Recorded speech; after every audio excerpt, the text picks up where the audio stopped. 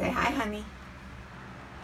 And putting wood up so we can secure tarps because we're supposed to get rain.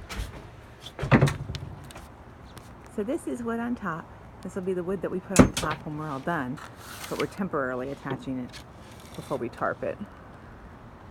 And then I think the sun's going to be in everybody's face. This is the roof we have to work on still. Way down there. But as you can see, this frame is really good. Hey, there's my husband's butt. Really good because it's holding Dave no problem.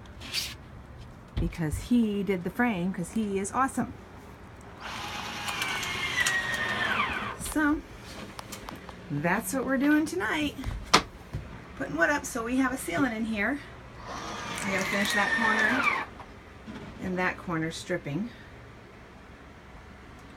And then I'm not turning around.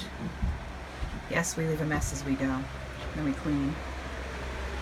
Then I gotta get up here and peel that paper and peel that paper. And then these insets we're going to take out with the fabric and recover them and make curtains to match. I say we, that's going to be a me job. So I'm excited that we're getting the roof on the tarp because I don't want it to get wet in here again. And there's my wonderful husband.